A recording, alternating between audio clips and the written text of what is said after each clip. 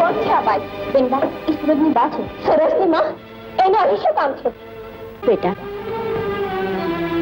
બેટા, દાળથી ફૂલ વિખૂટું પડે છે તો એ બંનેને છૂટા પડવાનું દુઃખ થાય છે. ફૂલને તો કોઈ ઉપાડી જાય છે ને એ કાં તો પ્રભુને ચરણે શોભે છે ને કાં તો પદમનીને અંબોડ લે. દાળ બિચારી વિલખથી જ રહે છે જીવન. પણ આ બધું મને કહેવાનો શું અર્થ છે? મારે પણ તારા જેવી છે દીકરી હતી, પણ વિપદાના વાયરા એને મારાથી નોખી પાડી દીધી. ઓહો, એટલે શું મરી ગઈ? ના ના બેટા, ના. ભગવાન એને 100 વર્ષની કરે. બેટા, હું તને દીકરી ગણીને એક વિનંતી કરવા આવી છું. જો મારા સુરજથી કઈ ભૂલચૂક થાય તો એને માફ કરી દેજે. એ ઉછર્યો છે પથ્થરની પથારીએ, પણ સ્વભાવે રાજકુંવર જેવો છે. એને માફ કરી દેજે બેટા. મોતીએ મારી સામે ગદ્દારી કીધી. એ ઘોડાના મામૂલી રખેવાળ સામે મારે આજે નીચા જોડો થયું. ન જાણે કાલે શું થશે, એની સજા આજે એને મળવી જ જોઈએ. મોતીડા, સાલા ખોટા ખાય છે અમારું ને હુકમ માને છે ઓલા નોકરનો. આજે તો તારી ખેર નથી. આજે તો તારી અરે મોતીડા, તારી આ હિંમત! આજે તો તારી ખેર નથી, ખેર નથી, ખેર નથી. આજે હું તને શું કરું છું?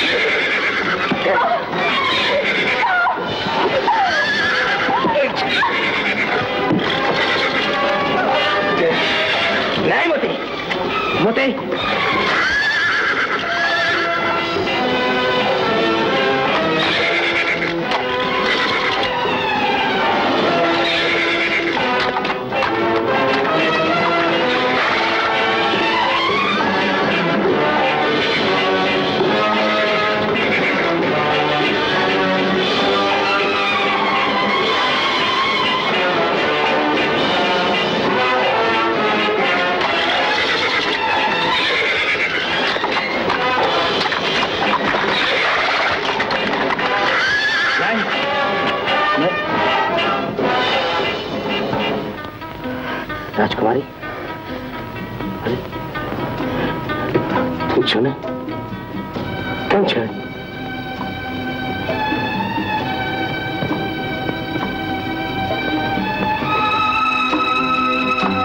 બસ મોતી, જો માલિક માટે તો જીવ દેવાય, જીવ લેવાય નહીં, સમજો? હા હા ઘોડા, મારો જીવ બચાવવા બદલ આભાર. એટલું યાદ રાખજો, મૂંગા પ્રાણીઓ વિફરે છે ને ત્યારે માણસ થી બધું વિફરાળ થાય છે.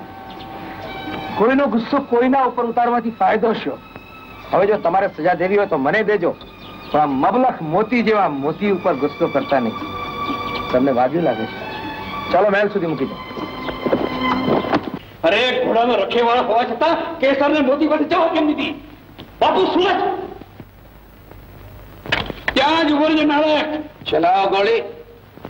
લોહીથી તો તમારી બંદૂક ટેવાઈ ગઈ છે, પછી લોહી માણસનું હોય કે જાનવરનું? અટકી કેમ ગયા?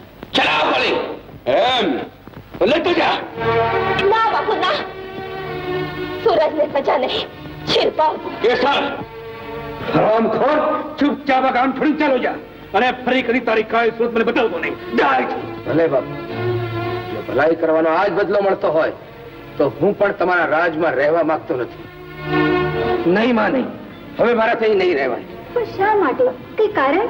કારણ કે જંગલી પશુઓનું રાજ છે.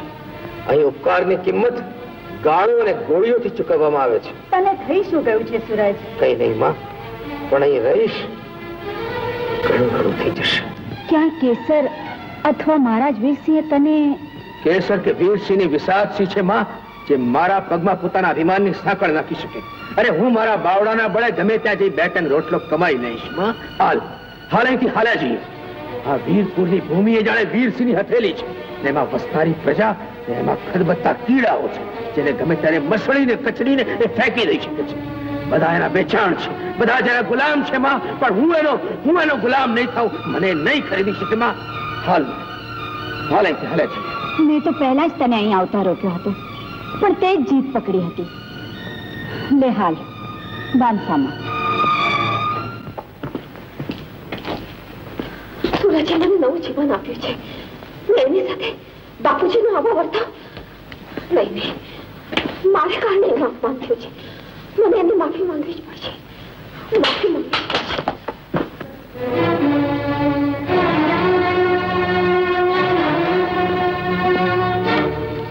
બેટા, ઘા વધુ ઊંડો તો નથી ને બેટા? અત્યાર સુધી તો નથી માં, પણ ઘા ઊંડો થઈ શકે છે. હાલો માં. તો આ આંસુઓને પાલામાં છીનીને ખોળામાં સમાવી લે. કોણ કહે છે કે તારે માં નથી? સગી નથી તો શું થયું? પણ હું માં જ છું દીકરી. દીકરી હીરો છે તો તમે આ દીકરી ના સમજે. તમે અહીંથી ન જાઓ. મને માફ કરજે સૂરજ. ને પિતાજીની વાતોને મનમાં ન લાવતા. આજે વીરપુરની રાજગોરી તમને આજ્ઞા નહીં વિનંતી કરી રહી છે કે તું આ ભૂમિ મૂકીને ન જા. મારી વિનંતી માનશો ને? સ્વીકારશો ને? માની જા દીકરા. પણ માં,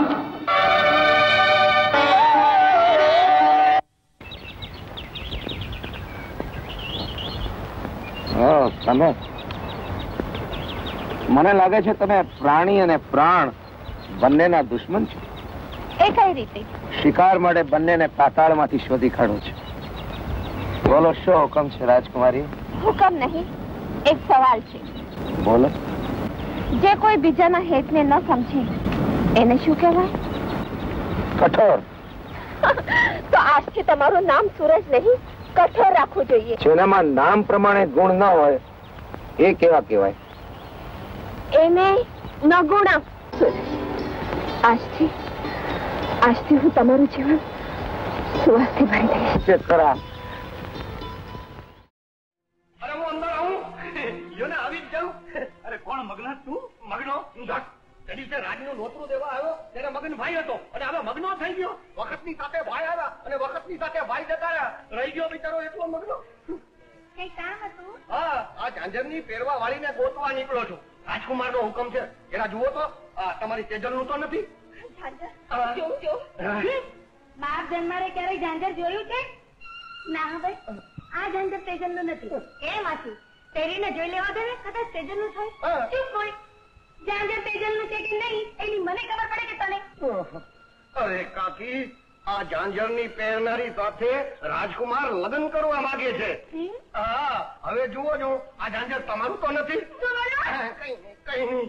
એ ભગવાન, એ દાદા ખેતરપા, આ દુનિયામાં તે આ ઝાંઝરની પહેરનારી બનાવી છે કે નહીં?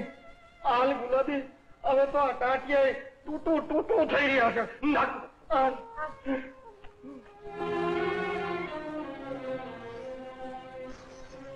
મગર તું? હા, હું આવ્યો ભાઈ. નથી આવ્યો, આવી ગયો.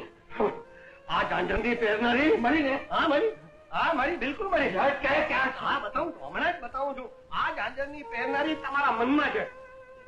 હા, એ તો છે જ, બાકી દુનિયામાં નથી છે. કેમ આવું બોલે છે? તો શું કરું? ગામે ગામ, શેરીએ ને ડેલીએ ને ઘરે ઘર ફર્યો, પણ ક્યાંય પતો ન મળ્યો. અને પાછા ઉપરથી તમે એમ પૂછો છો કે મળી. અરે બાપુ, મારી વાત માનો અને આ ઝાંઝરની પહેરનારીને ભૂલી જાઓ અને કોઈક બીજી ગોતીને એને પહેરાવી દો. અને કોઈ ન મળે ને તો પછી મને પહેરાવીને જુઓ. ઝાંઝર વાળીને બદલે ઝાંઝર વાળો. પણ એમાં આટલું ઉકળી જાય છે. અરે ઉકળું નહીં તો શું કરું? જેને આ ઝાંઝર પહેરાવું છું એને એમાં હરફ દેખાય છે. તમે તો મને ઝાંઝર આપ્યું છે તો હરફ?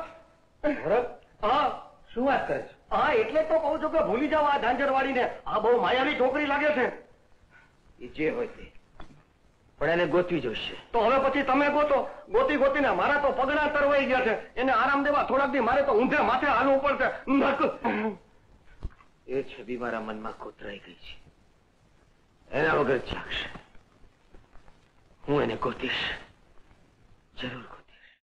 મામા, મન વચન ને કરમથી મેં રાજકુમારને મારા પતિ માની લીધું છે.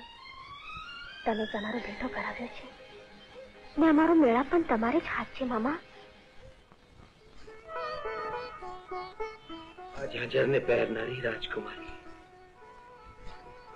કોણ જાણે કયા દેશની હશે.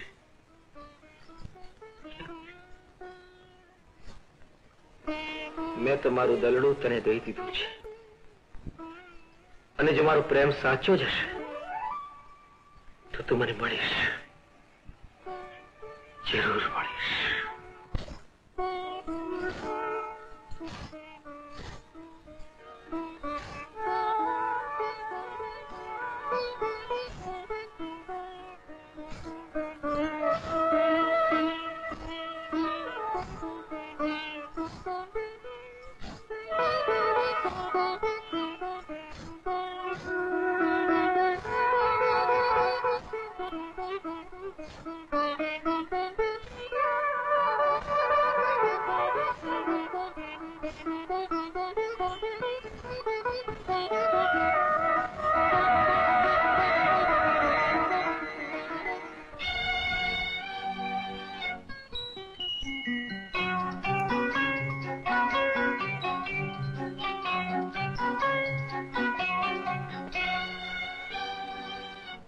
તમે આ ઝાંઝરિયું મને ખેંચી લાવ્યો. આ ઝાંઝર તમને ખેંચી લાવ્યો? હા, પોતાની મેળે મહેલની બહાર નીકળ્યો અને ચાલવા માંડ્યો. બહુ પકડવા કોશિશ કરી પણ હાથમાં ના આવ્યું, અને પોતાની મેળે અહીં તમારા પગમાં આવીને બંધાઈ ગયું. તમે જે રાજકુમારી છો ને, જે અમારે ત્યાં ઉત્સવમાં આવ્યા હતા? ના ના, હું રાજકુમારી નથી. એ કપડાં તો મને મામાએ આપ્યા હતા. મારું નામ તેજલ. હું એક ગરીબ વાદન છું. ના, તમે જે રાજકુમારી છો. ના તેજલ, ના. મારું રોમે રોમ તમારું રટણ કરે છે. રાજપૂતના બોલનો ભરોસો રાખજો. હું તેજલ, તમે મારા હૈયાનો ધબકાર બની ચુક્યા છો. વાહ, ઉત્સવમાં તમને મારું ઝાંઝર ચડ્યું ને મારું હૈયું ત્યાં મૂકી આવી હતી એ ન ચડ્યું? તેજલ સાચું કહે છે. રાજકુમારીજી, શું છે? ગુલાબ પાછળ કોઈ જંગલી જનાવર પડ્યું છે? અરે ના, અમારી વાત તો સાંભળો. આપણા રાજકુમારને પેલી મળી ગઈ. કોણ પેલી ઝાંઝરવાળી? હા, શું નામ છે એનું? ક્યાં રહે છે રાજકુમારી? ક્યાં રહે છે? ઓહો, તમે તો બધા સવાલ એક સાથે જ કરી નાખ્યા. એ કોઈ રાજકુમારી નથી, પરંતુ તમારા એની બેન છે તેજલ. શું કહી રહી છે? ધર્માની બેન તેજલ? હા. અને આ મજાનું થયું. તમે એના ભાઈના પ્રેમમાં અને એ તમારા ભાઈના પ્રેમમાં. તમે બે ભાઈ બહેને વાદીઓ સાથે સંબંધ જોડ્યો છે, પણ આજ સુધી આ મહેલમાં હું જ એક વાદણ હતી. હવે થોડા વખત પછી વાદીઓ વેવાઈ થઈને આ મહેલમાં ફરતા થઈ જશે, અને તમે બે ભાઈ બહેન સાપ પકડતા.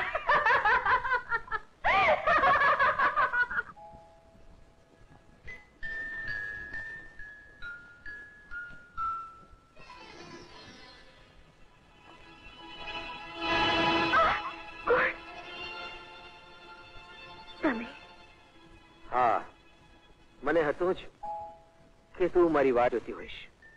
ને મને હતું કે તમે મને મળવા આવશો. હું રોજ તમારી વાત જોતી. આવત, જરૂર આવત, પણ એ છોડે ત્યારે ને.